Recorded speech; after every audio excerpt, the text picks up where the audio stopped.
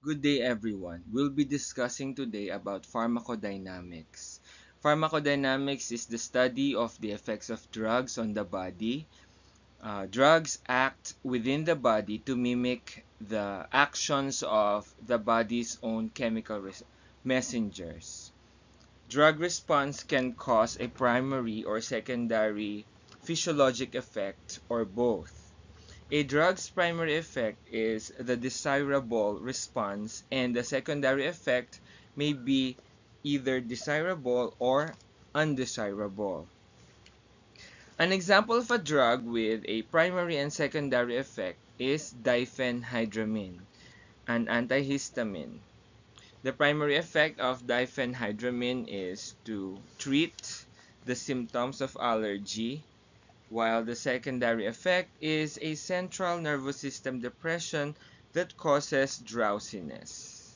The secondary effect is undesirable when the patient drives a car, but at bedtime it could be desirable because it causes mild sedation.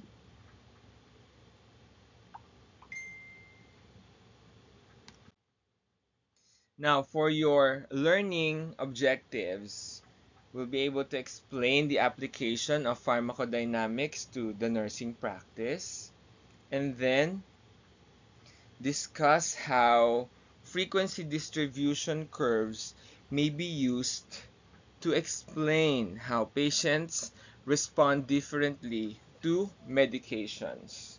Another one, explain the importance of median effective dose to nursing practice, and then compare and contrast median lethal dose and median toxicity dose. We'll also have a discussion on how a drug's therapeutic index is related to its margin of safety, and also compare the and contrast the terms potency and efficacy. We'll also have distinguishing um,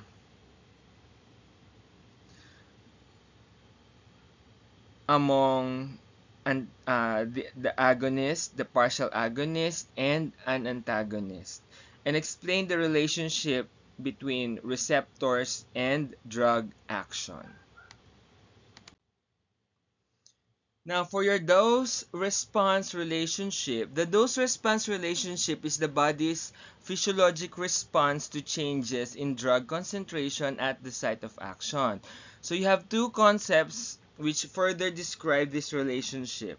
We have potency, which refers to illicit amount of drug needed to a specific physiologic response to a drug. A drug with high potency, such as fentanyl, produces significant therapeutic responses at low concentration. Now, a drug with low potency, such as codeine, produces minimal therapeutic response or responses at low concentration.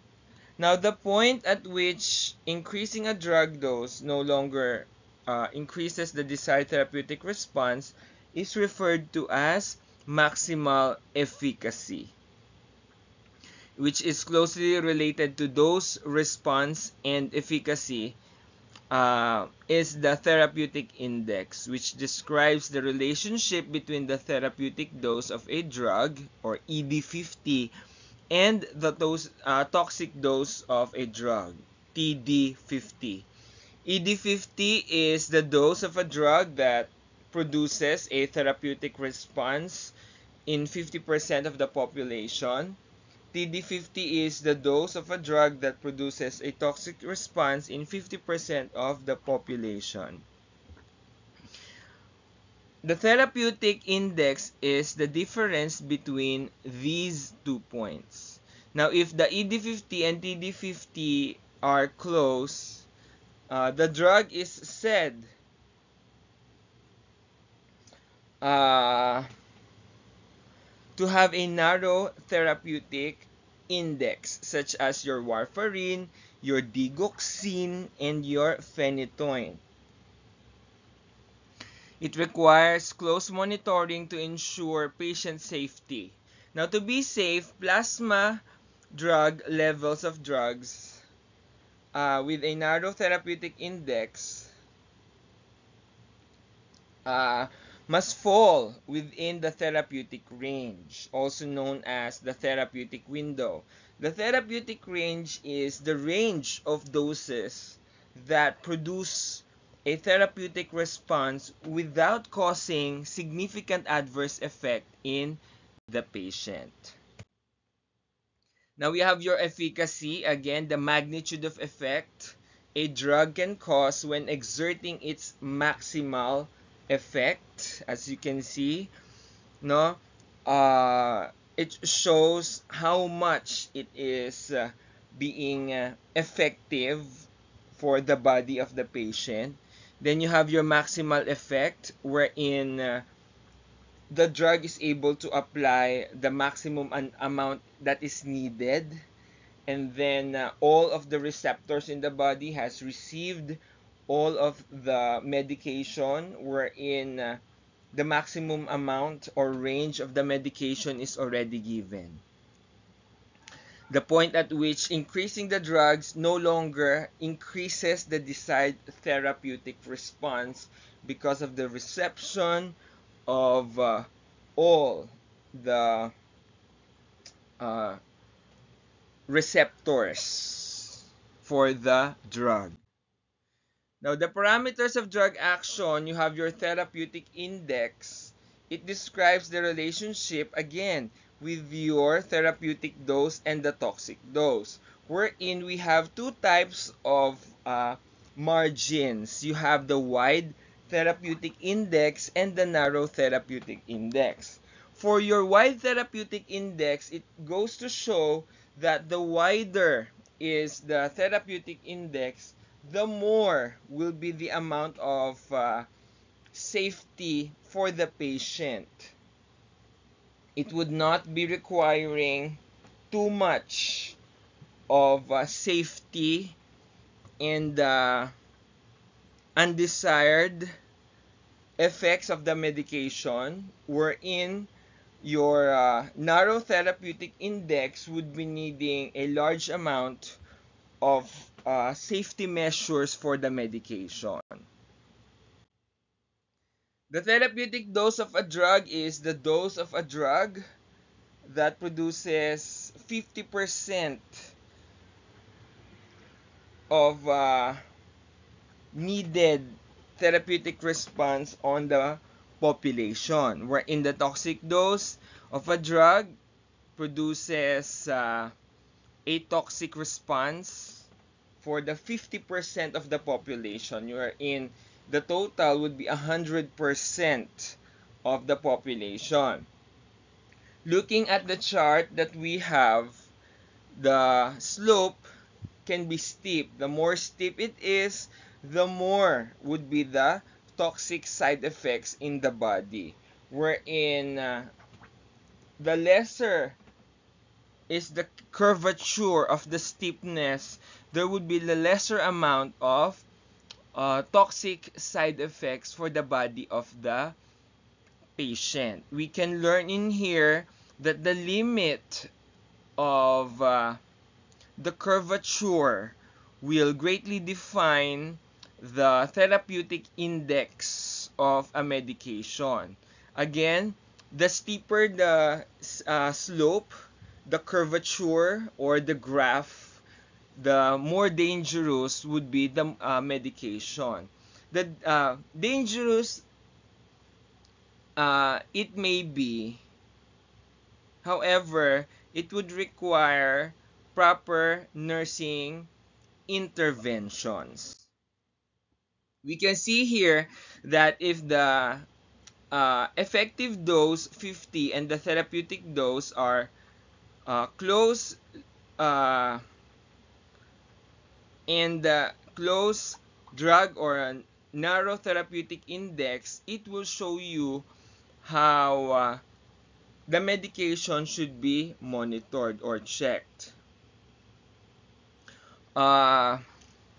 If the toxic side effect has a narrow or steep type of graphing, it only goes to show that the nurse should closely monitor the patient, looking at the immediate side effect of the medication once it is administered, which is why the nurse should be familiar with the type of medications that are being administered to the patient at all times, reading the notes given by the manufacturer of the medication, or checking the drug handbook for the possible immediate or slow onset of the toxic side effects of the medication. Now, other important aspects of pharmacodynamics to understand would include a drug's onset, peak, and duration of the action. Onset is the time it takes for a drug to reach the minimum effective concentration, or MEC. The MEC is the minimum amount of the drug required for drug effect. Now, a drug's peak occurs when it reaches its highest concentration in the blood, and the duration of action is the length of time the drug exerts a therapeutic effect. Until then, no, it will dwindle in the amounts of desirable effect in the body. So, please take note, you have your T0, or time of administration, to T1. That will be the onset of the drug. From T0 to T1, it is the start of the effects of the medication, also known as the minimum effective concentration, wherein the concentration is starting to take effect at its minimal effectivity for the body. The peak, that will be the maximum drug response, that will start to dwindle with T1 to T3, or T3 being the last time needed for the medication to take effect before it is removed from the body. Peak, again, it occurs when it reaches its highest concentration in the blood, or plasma concentration. So from time of administration, T0 up until T2. 2 being the time it took for the medication to reach its peak. Highest concentration of a medication in an individual, which is seen or observed dependent on the route of administration. So we have 15 to 30 minutes for intravenous administration of the medication, 30 to 60 minutes for intraocular administration, and 60 minutes for the oral administration of the medication. Now, for the duration of time or duration of action, the amount of time needed for the drug to exert a therapeutic effect in the body. Period from onset until the drug effect is no longer seen. So from T1 to T3, that is the amount of time required for the body, or the time of amount of time that is present wherein the working hours of medication is administered. Next one, we have your drug concentration. It can be determined by measuring a peak and trough of the drug levels. Now, you have peak and trough, peak being the highest plasma concentration. This is 30 minutes after it is administered or being infused in the body. Trough will be the lowest plasma concentration. But please take note on this one. We're talking about 30 minutes before or prior to the next infusion.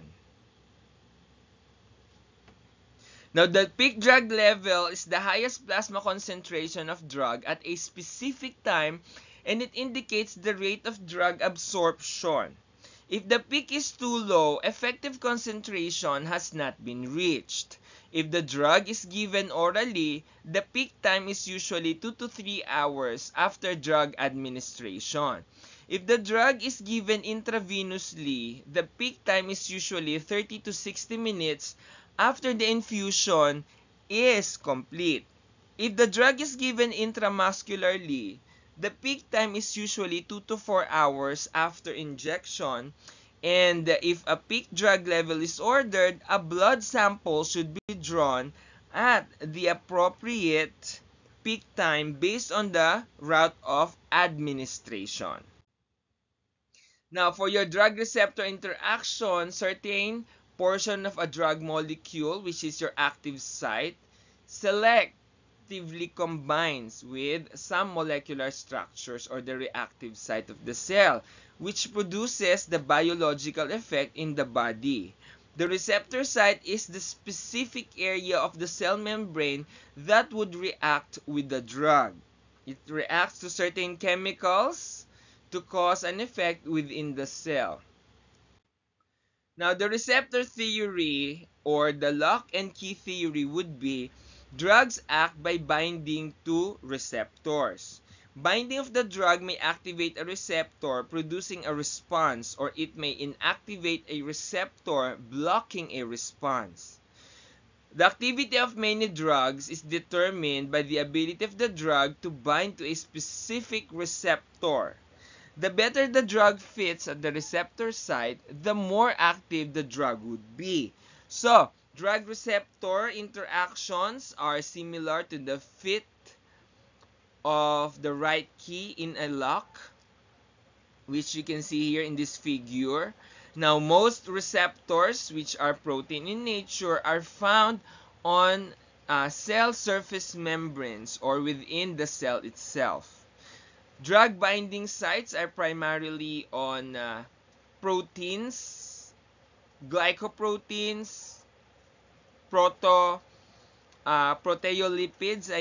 and enzymes. Now, the four receptor families, which is your cell membrane embedded enzymes, ligand-gated ion channels, G-protein coupled receptor system, and transcription factors.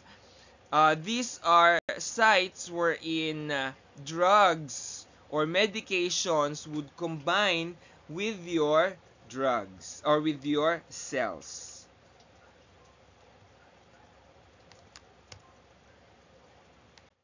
Now we have your drug enzyme interactions. We can see here three types of binding: the normal binding, the competitive inhibition, and the competitive inhibition.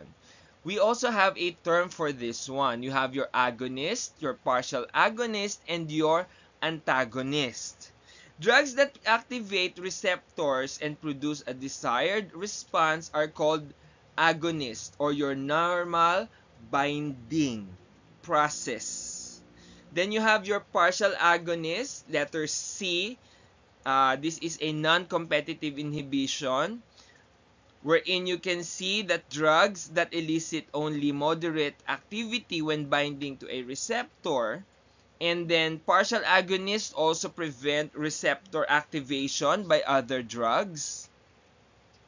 Letter B will be drugs that prevent receptors or receptor activation and block a response. This is called your antagonists.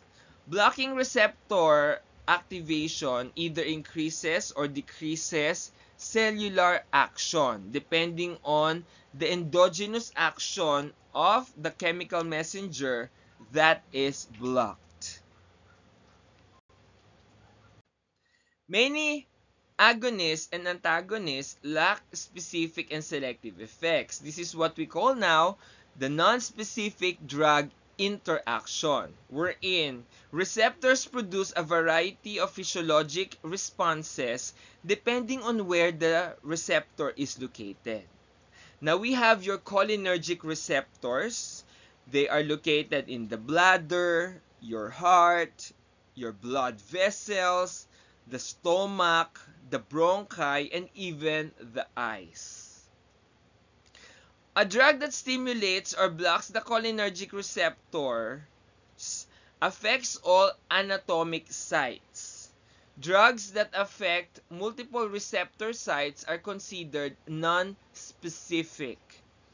Now, for example, you have Bethanicol.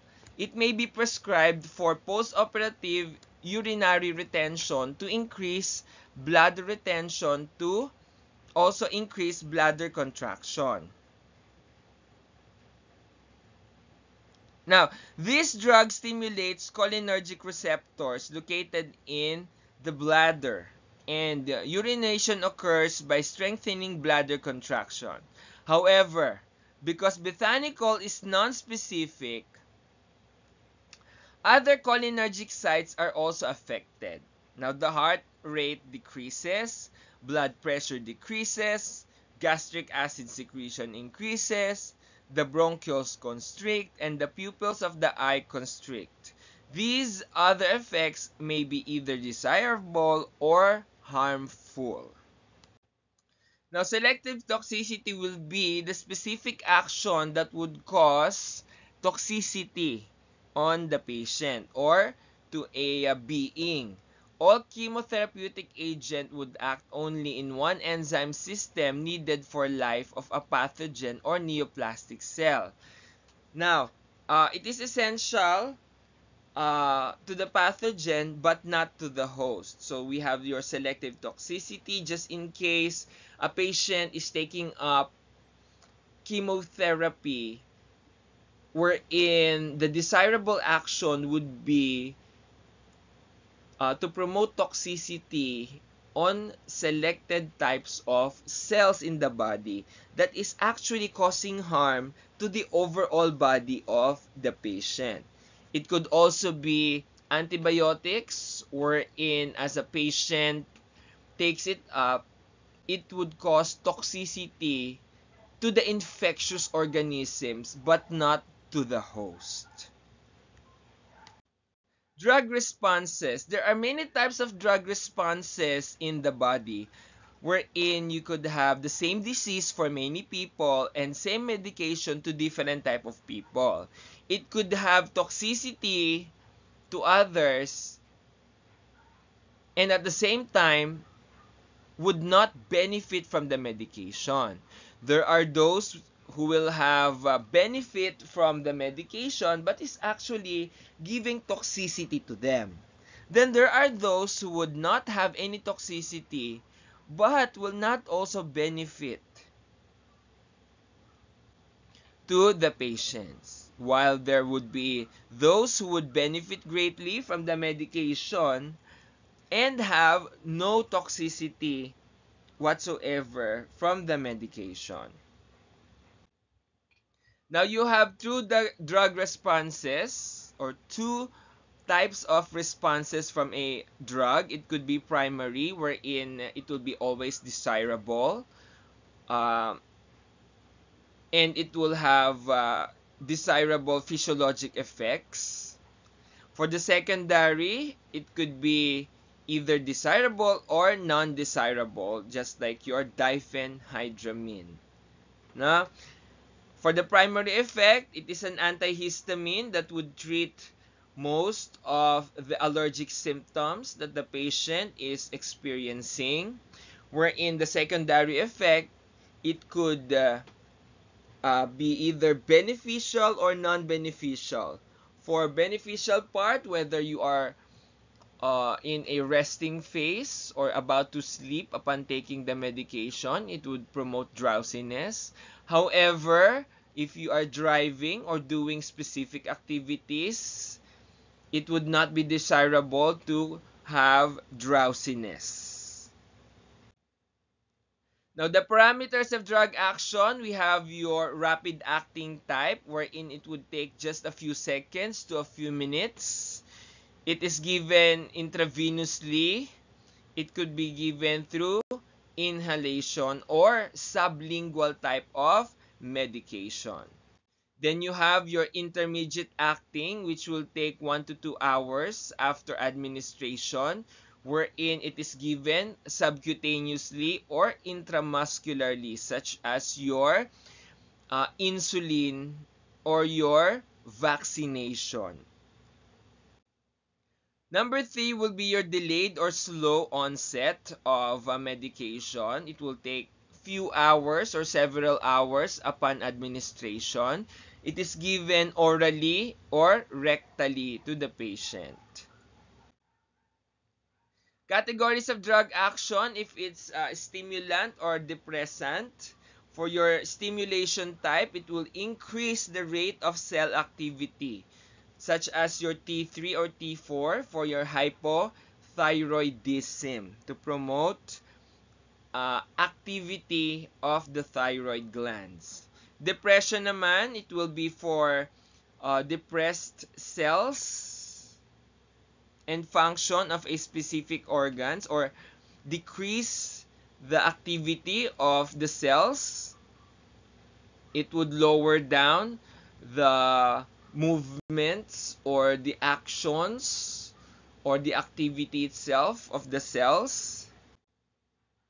Then you have replacement type, though, such as insulin, wherein if the patient is experiencing diabetes or suffering from diabetes, they would be needing insulin, a replacement type of medication for those with dwindling amount of insulin in their body, especially with diabetes type 2A and type 2B, wherein there are chances that the patient is either not able to produce anymore the insulin, or they are not able to produce significant amount of insulin for the sugar in the body.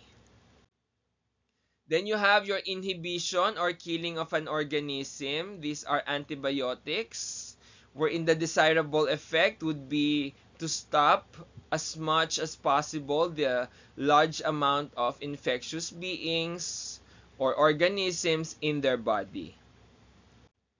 Then you have your irritants or the laxatives, which would promote and increase the peristalsis to promote defecation, especially for those patients who are having problems with their gastrointestinal tract, especially on geriatric patients or those who are very, very old.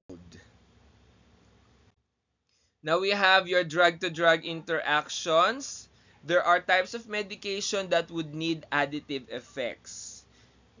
In here, you have two drugs with similar actions, just like your paracetamol and your ibuprofen. Your ibuprofen and paracetamol, they are both analgesics and antipyretics. They would help each other out, doubling the effect of the medication. We have synergistic effect. This is a combination of two drugs, that is 1 plus 1. And then the combination of them will be another 1, making it 1 plus 1 equal to 3. Again, for example, you have your aspirin at 30% analgesic effect. Codeine, another 30% of your analgesic effect. And then the third, your analgesic effect will be from your aspirin and codeine, the combination of the two, making it another 30%, making it the combination of the two and the combination of or addition of the aspirin and codeine, making it 90% analgesic effect in the body. You have your potentiation, a drug that has no effects in the body. For example, a medication that would not have its personal effect in the body, but will only enhance the other one. just like alcohol, which enhances the analgesic activity of aspirin. So, score 0 for your alcohol, score 1 for your analgesic, but the enhancing effect of alcohol, that would be somewhat +1, making it 2 for the effect of potentiation of the drugs. For your antagonistic type of drug-to-drug interaction, this would be a drug that inhibits the effect of another or a natural existing substance. That would be a natural existing drug or a administered drug plus your antagonist or your inhibitor type of drug, making it zero effect in the body. Just like your tetracycline, an antibiotic, plus your antacid, which will equal to the decreased absorption of your tetracycline.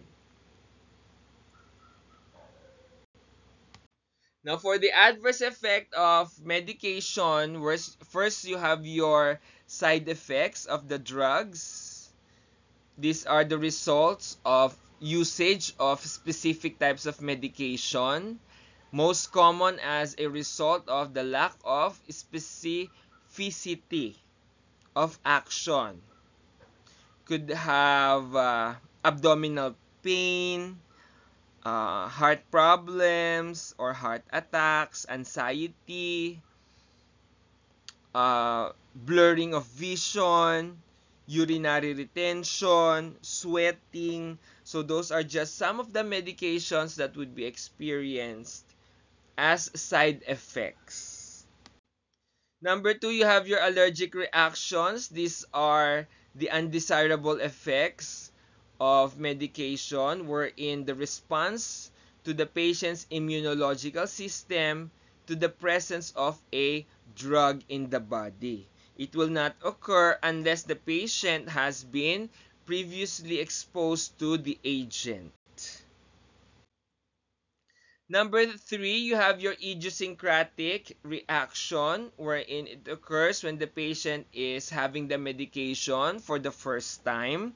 So it will be a genetic reaction to a medication. For example, if the patient is experiencing glucose 6 phosphodehydrogenase, it is a problem that will give anemia when using antioxidant types of medication. There are also other types of genetic responses for the patients that are not good for these types of patients, especially those with genetic anomaly. Then you have your toxicity.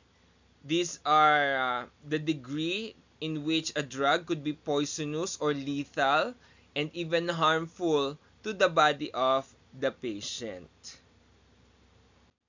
Number 5, iatrogenic responses.